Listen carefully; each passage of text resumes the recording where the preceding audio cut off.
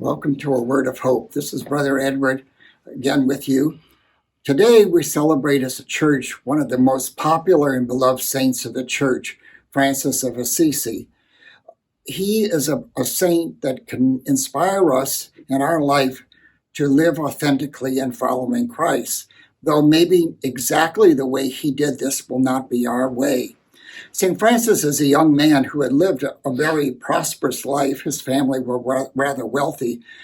Through a conversion experience he divests himself of all of his possessions, literally divests himself before the bishop, gives his clothes to the bishop, and takes on a life of austerity.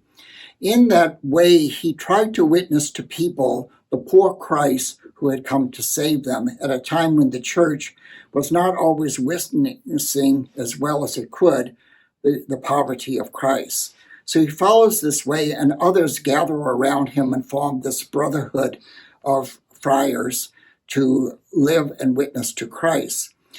We might say, when we look at some of the radical penances he took, his fasting and so forth, that maybe he was kind of anti-body or anti-nature, but this is not the case of St. Francis. He did this so he could give a pure witness to Christ, but he actually loved nature and creation. He called the sun and the moon brother and sister.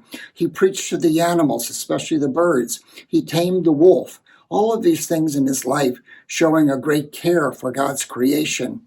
And for us today, as modern Catholics, we might look, first of all, as what kind of witness we are giving to Christ in the world.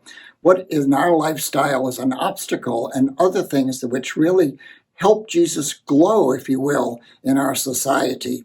But also, we can see nature as a gift from God to be cherished. We know that there are real challenges to our environment today, and we as individuals and as church can help to make the environment safer and healthier for all of us. One of the examples that we have before us, the challenge, is what Pope Francis has given us in his encyclical Laudate Si. So Francis asks each one of us in our lives to find simple ways to live so that others can simply live. And this is the challenge for us as Christians today. We have this wonderful saint who sings songs in glory of creation and at the same time conserves creation within himself so others can live. I would also say maybe today a good practice would be to remember our Pope Francis on his feast day, that God will give him the graces to lead the church and bring us to a greater sense of who Jesus is in our life. Let us pray for him and for ourselves and from creation in the world, that it may thrive and be a place for all humanity to live in God's glory.